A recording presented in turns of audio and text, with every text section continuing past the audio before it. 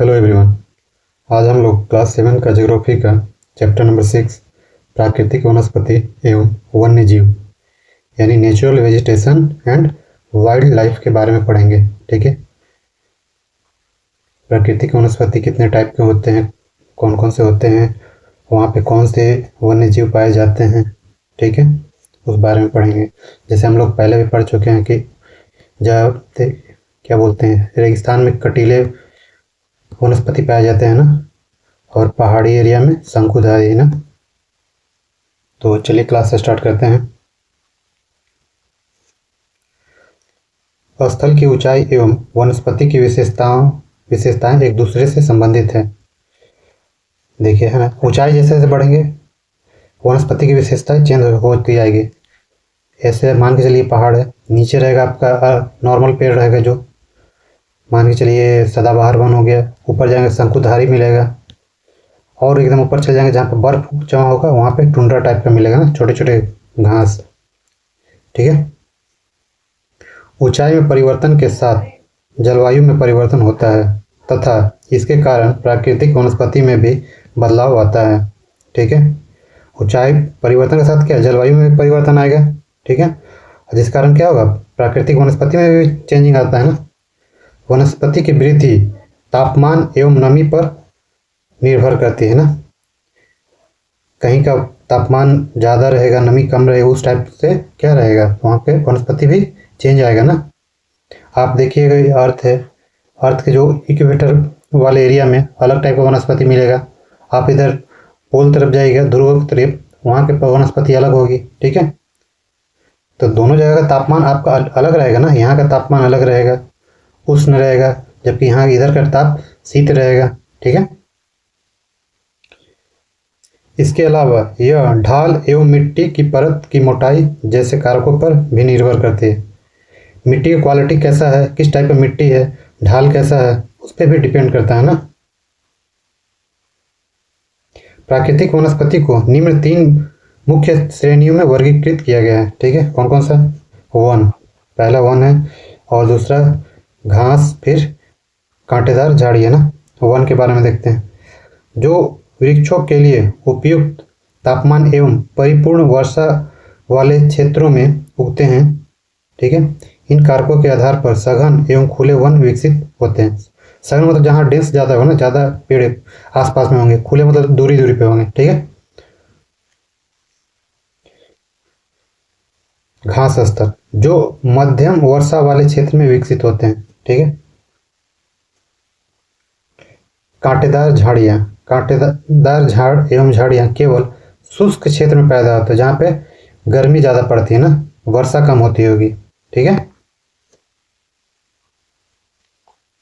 प्राकृतिक वनस्पतियों के प्रकार में बदलाव का मुख्य कारण जलवायु का बदलाव है। सबसे बड़ा कारक क्या है, प्राकृतिक वनस्पति में प्रकार बदलाव का कारण क्या है, जलवायु में बदलाव ना। ठीक है, अब देखते हैं कुछ वनस्पतियों के बारे में ना। जैसे वन, वन में कौन सा, उष्ण कटिबंधीय सदाबहार वन। ठीक है, ट्रॉपिकल एवरग्रीन फॉरेस्ट, सदाबहार मतलब हमेशा 12 मास आपका हरा भरा वो जंगल नजर आएगा। ठीक है, इन वनों को उष्ण कटिबंधीय वर्षा वन भी कहते हैं। ठीक है, क्या कहते हैं, वर्षा वन ना। ये घने वन भूमध्य रेखा एवं उष्ण कटिबंध के पास पाए जाते हैं। ये क्षेत्र गर्म होते हैं एवं पूरे वर्ष यहाँ अत्यधिक वर्षा होती है। चूँकि यहाँ का मौसम कभी शुष्क नहीं होता है, इसलिए यहाँ के पेड़ों की पत्तियाँ पूरी तरह से नहीं झड़ती, इसलिए इन्हें सदाबहार कहते हैं। क्या कहते हैं, सदाबहार, क्यों 12 मास तक हरा भरा दिखता है। ठीक है, काफ़ी घने वृक्षों की मोटी वितान के कारण दिन के समय भी सूर्य का प्रकाश वन के अंदर तक नहीं पहुंच पाता है। आमतौर पर यहाँ क्या दृढ़ काष्ठ वृक्ष जैसे रोजवुड, आबनूस, महोगनी आदि पाए जाते हैं ना। क्वेश्चन आएगा कि रोजवुड किस प्रकार के वन में पाए जाते हैं, तो उष्ण कटिबंधीय सदाबहार वन। तो देखिए पृथ्वी इस तरह से गोला है। ठीक है, इक्वेटर यहाँ पे है ना, भूमध्य रेखा। ठीक है, तो यहाँ पे तापमान बहुत अधिक पड़ेगा, सूर्य की किरण सीधा पड़ती है। ठीक है, इस वाले एरिया में, इधर के एरिया में, जिस कारण यहाँ पे तापमान अधिक होगा, सूर्य किरण ज़्यादा होगा, तो यहाँ पे वाष्पन की क्रिया ज़्यादा होगा ना। उसके बाद जब वाष्पन की क्रिया होगी तो जैसे जैसे बादल बनने के बाद वो ठंडा होगा, भारी हो जाएगा और वर्षा हो जाती है ना। तो यहाँ पर सालों भर क्या होती है, तेज धूप मिलता है, जिसके कारण तापमान ज़्यादा रहेगा, और तापमान ज़्यादा रहेगा तो वहाँ पे क्या वाष्पीकरण का ज़्यादा होगा, जिस कारण वर्षा भी होती है। तो धूप का धूप मिलता है, पानी भी मिल जाता है, जिस कारण पौधे ज़्यादा ग्रोथ करते हैं ना। इतने लंबे ग्रोथ करते हैं कि नीचे धरातल पर सूर्य की रोशनी भी दिन में नहीं मिल पाती अच्छे से, और घने भी होते हैं। ठीक है, देखिए यहाँ पे ब्राज़ील के उष्णकटिबंधीय सदाबहार वन इतने विशाल हैं कि ये पृथ्वी के फेफड़े की तरह प्रतीत होते हैं। ब्राज़ील का जो उष्णकटिबंधीय सदाबहार वन है, जिसे अमेजन का जंगल भी बोलते हैं, उसको और क्या नाम से, मतलब पृथ्वी के फेफड़ा ना, लंग्स ऑफ अर्थ, क्योंकि वहाँ से ऑक्सीजन ज़्यादा क्वांटिटी में मिलता है। ठीक है, यहाँ भी एक देख लेते हैं। एनाकोंडा विश्व का सबसे बड़ा सांप उष्णकटिबंधीय वर्षावन में पाया जाता है। मेनली ये अमेजन के जंगल में ही पाया जाता है ना। एनाकोंडा विश्व का सबसे बड़ा सांप है। यह मगर जैसे बड़े जानवर को मार खा जाता है ना, मगरमच्छ ना। अब आते हैं उष्णकटिबंधीय पर्णपाती वन। पर्णपाती मतलब ये अपना एक पत्ता साल में एक बार गिराते रहते हैं। ठीक है, उष्णकटिबंधीय पर्णपाती वन मानसूनी वन होते हैं। ठीक है, जो भारत, उत्तरी ऑस्ट्रेलिया एवं मध्य अमेरिका के बड़े हिस्सों में पाए जाते हैं। कहाँ कहाँ पाए जाते हैं? भारत, उत्तरी ऑस्ट्रेलिया एवं मध्य अमेरिका के बड़े भागों में पाए जाते हैं। इन क्षेत्रों में मौसमी परिवर्तन होते हैं, मौसम का परिवर्तन होते रहता है ना। जल संरक्षित रखने के लिए शुष्क मौसम में यहाँ के वृक्ष पत्तियाँ झाड़ देते हैं। शुष्क जैसे गर्मी का मौसम आता है, शुष्क मौसम आता है तो क्या पत्तियाँ अपने झाड़ देते हैं ना, जो पतझड़ के मौसम जिसको बोलते हैं ना, ताकि पौधों का जल ज़्यादा संरक्षित रहे। ठीक है, इन वनों में पाए जाने वाले दृढ़ काष्ठ वृक्षों में साल, सागवान, नीम तथा शीशम है ना। नीम, सागवान, साल, शीशम किस टाइप का वन में पाए जाने वाले पौधे हैं, वृक्ष हैं? तो उष्णकटिबंधीय पर्णपाती वन। ठीक है, और यहाँ पे जानवर भी है, जैसे बाघ, शेर, हाथी, गोल्डन लंगूर एवं बंदर भी पाए जाते हैं। ठीक है, बंदर तो अमूमन सब जगह आपको मिल जाएंगे। चलिए अब नेक्स्ट देखते हैं शीतोष्ण सदाबहार वन। शीतोष्ण सदाबहार वन, तो देखिए शीतोष्ण सदाबहार वन मध्य अक्षांश के तटीय प्रदेशों में स्थित है। ठीक है, ये आपका हो गया, मान के चलिए आपका हो गया अर्थ। ठीक है, ये हो गया इक्वेटर। ठीक है, और यहाँ से हो गया आपका 23.5 डिग्री, इन दोनों के बीच में उष्णकटिबंधीय हो गया। ठीक है, इसके ऊपर वाला जो हो गया क्या हो गया, शीतोष्ण कहलाता है। ठीक है, ये सामान्यतः महाद्वीपों के पूर्वी किनारे पर पाए जाते हैं। महाद्वीप कोई हो गया महाद्वीप, तो इसका पूर्वी किनारे इस तरफ ना पाए जाते हैं, जैसे दक्षिण पूर्व अमेरिका, दक्षिण चीन एवं दक्षिण पूर्वी ब्राज़ील। ठीक है, यहाँ बांज, चीड़ एवं यूकेलिप्टस जैसे दृढ़ एवं मुलायम दोनों प्रकार के पेड़ पाए जाते हैं ना। कौन कौन? चीड़ एवं यूकेलिप्टस। और ये महाद्वीपीय के पूर्वी किनारों पर पाया जाता है। ठीक है, अब आते हैं शीतोष्ण पर्णपाती वन। उच्च अक्षांश की ओर बढ़ने पर अधिक शीतोष्ण पर्णपाती वन मिलते हैं। जैसे जैसे ऊपर जाएंगे तो शीतोष्ण पर्णपाती वन मिलेंगे ना। ये उत्तर पूर्वी अमेरिका, चीन, न्यूजीलैंड, चिली एवं पश्चिमी यूरोप के तटीय प्रदेशों में पाए जाते हैं। कहाँ कहाँ? उत्तर पूर्वी अमेरिका हो गया, चीन हो गया, न्यूजीलैंड हो गया, चिली हो गया एवं पश्चिमी यूरोप के तटीय प्रदेशों में पाए जाते हैं ना। ये अपनी पत्तियां शुष्क मौसम में झाड़ देते हैं। ठीक है, बांज, एस, बीच ये कुछ प्रमुख पौधे हैं ना। हिरन, लोमड़ी, भेड़िया यहाँ पाए जाने वाले जानवर है ना। और देखते हैं फिजेंट तथा मोनाल ये पक्षी यहाँ पाए जाते हैं ना। फिजेंट तथा मोनाल पक्षी यहाँ पाया जाता है शीतोष्ण पर्णपाती वन में। देखिए फिजेंट का है ये तस्वीर, मोनाल का ये है ना नीला टाइप का।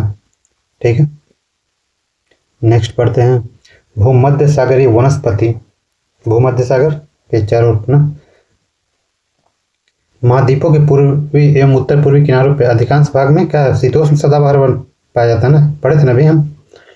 महाद्वीपों के पश्चिमी एवं दक्षिण पश्चिमी किनारे क्या है, यहाँ पे भूमध्य वनस्पति पाई जाती है ना। मान के चलो ये हो गया महाद्वीप, इसका पश्चिमी भाग और दक्षिणी पश्चिमी भाग क्या है, यहाँ पे भूमध्य सागरीय वनस्पति पाई जाती है ना। यह अधिकतर यूरोप, अफ्रीका एवं एशिया के भूमध्य सागर के समीप वाले प्रदेश में पाया जाता है। भूमध्य सागर जो है ना, ऊपर यूरोप आ जाता है, इधर एशिया आता है, इधर अफ्रीका आता है ना। तो इसके समीप वाले जो भी देश हैं उसमें पाया जाता है ना, इसलिए ऐसा इसका नाम पड़ा। ये वनस्पति भूमध्य सागर के बाहरी प्रदेशों जैसे यूएस है ना, संयुक्त राज्य अमेरिका के कैलिफोर्निया में, दक्षिण पश्चिमी अफ्रीका, दक्षिण पश्चिमी दक्षिण अमेरिका एवं दक्षिण पश्चिमी ऑस्ट्रेलिया में भी पाया जाता है। कौन सा वन? भूमध्य सागरीय वन। ठीक है,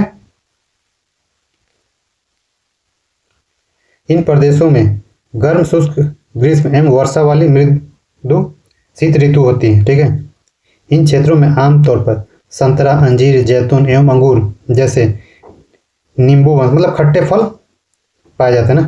क्वेश्चन आएगा कि किस वनस्पति में, किस वन में खट्टे फल का ज़्यादा उत्पादन होता है, तो भूमध्य सागरीय वनस्पति में ना। ठीक है,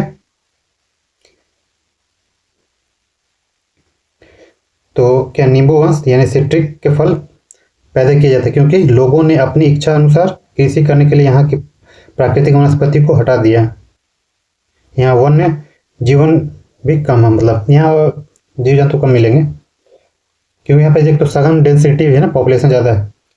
भूमध्य सागरीय वृक्ष शुष्क ग्रीष्म ऋतु में स्वयं को ढाल लेते हैं।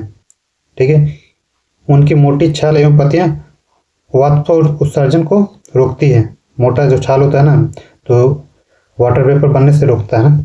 भूमध्य सागरीय प्रदेश को फलों की कृषि के कारण विश्व का फलोद्यान भी कहा जाता है। भूमध्य सागरीय प्रदेश जो इसके आसपास है ना, तो इसको क्या विश्व का फलोद्यान भी कहते हैं। ठीक है, अब आते हैं शंकुधारी वन। उत्तरी गोलार्ध के उच्च अक्षांश 50 डिग्री से 70 डिग्री के भव्य शंकुधारी वन पाए जाते हैं, मतलब विशाल ना। इसे क्या टैगा भी कहते हैं ना, टैगा वन भी कहते हैं शंकुधारी इस टाइप से। ये वन अधिक ऊंचाइयों पर भी पाए जाते हैं। इन वृक्षों में अच्छा क्या अधिक ऊंचाई में पाया जाता है ना।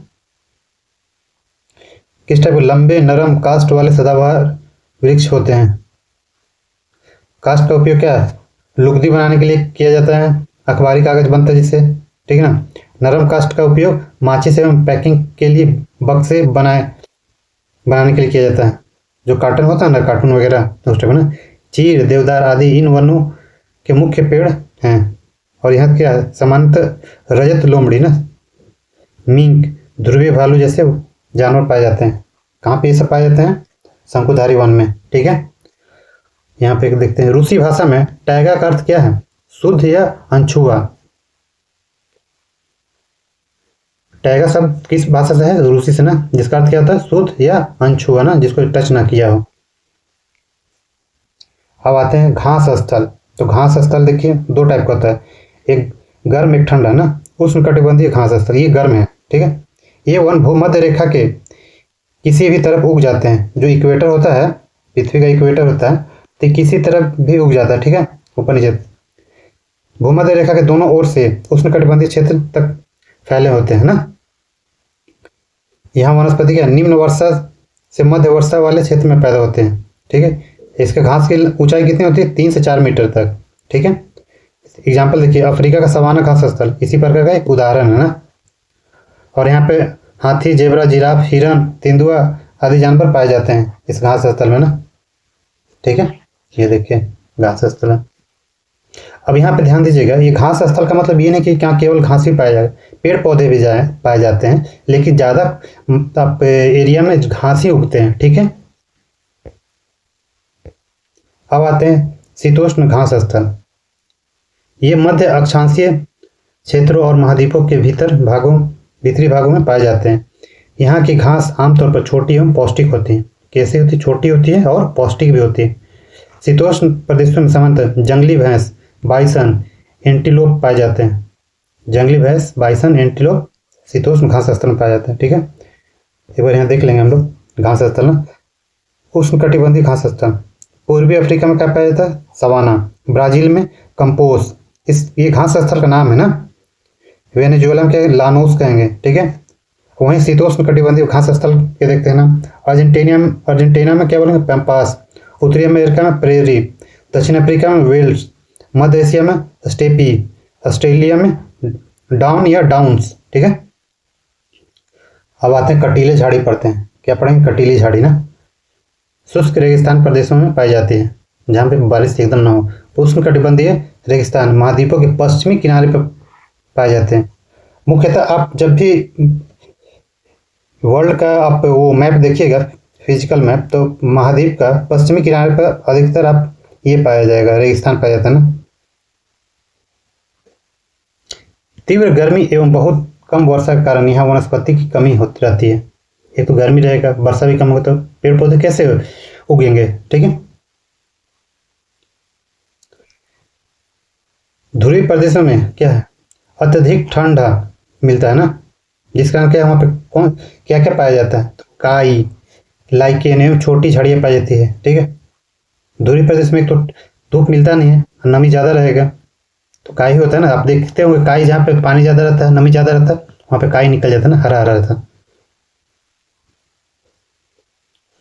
ये अल्पकालिक ग्रीष्म ऋतु के दौरान विकसित होती है, मतलब हल्का सा बर्फ पिघला, जमीन आया, जमीन की सतह, तब ये सब उग जाते हैं ना। इसे टुंड्रा प्रकार के वनस्पति कहा जाता है। क्या कहते हैं? टुंड्रा ना। और टुंड्रा कौन सा भाषा था? रूसी शब्द ना, यहाँ है ना, हम लोग पढ़े थे ना। Sorry, taiga. टैगा क्या था? रूसी भाषा ना, जिसे शुद्ध या अनछुआ कहते थे ना। ठीक है, टुंड्रा और टैगा दोनों उच्च अक्षांश में पाए जाते हैं। ठीक है, ये वनस्पतियाँ यूरोप, एशिया एवं उत्तरी अमेरिका के ध्रुवीय प्रदेशों में पाए जाते हैं। कहाँ कहाँ? यूरोप, एशिया और उत्तरी अमेरिका के ध्रुवीय प्रदेश, मतलब ऊपर वाला पार्ट में। यहाँ के जानवरों के शरीर पर मोटा फर एवं मोटी चमड़ी होती है। ठीक है, मोटा फर होता है, रोमा मतलब ना, और मोटी चमड़ी होती है। जैसे देखिए सील, वालरस, कस्तूरी बैल, ध्रुवीय उल्लू, ध्रुवीय भालू, बर्फीली लोमड़ी, इन लोग ना पूरा मोटा मोटा चमड़ी रहेगा, फर मोटा रहता है। ठीक है, देखिए ध्रुवीय भालू हो गया, वालरस हो गया, सील हो गया। इसका देखिए दांत लिख रहता है, इसमें दांत नहीं रहता है। ठीक है, तो इस तरह से ये क्लास समाप्त होता है। थोड़ा सा ऑब्जेक्टिव देख लेते हैं। तो ऑब्जेक्टिव देख लेते हैं। काई एवं लाइकेन पाए जाते हैं कहाँ? टुंड्रा वनस्पति में ना। कांटेदार झाड़ियाँ कहाँ मिलती हैं? जैसे क्या खाते? गर्म एवं शुष्क रेगिस्तानी जलवायु में मिलती है ना। उस कटिबंधीय सदाबहार वन का एक सामान्य जानवर है बंदर। बंदर हर जगह पाया जाता है ना। ये रेगिस्तान में, ये घास वाला एरिया में पाया जाएगा, ये सब जगह मिलता है मोटा मोटी। शंकुधारी वन की एक महत्वपूर्ण वृक्ष प्रजाति है क्या? चीड़। ठीक है, रोजरवुड सदाबहार वन में ना, सागवान पर्णपाती वन में। स्टेपी घास स्थल कहाँ पाया जाता है? मध्य एशिया में ना, यूक्रेन वाला पार्ट में। ठीक है, तो चलिए थोड़ा सा अब नेक्स्ट मिलते हैं नेक्स्ट क्लास में। तब तक के लिए धन्यवाद।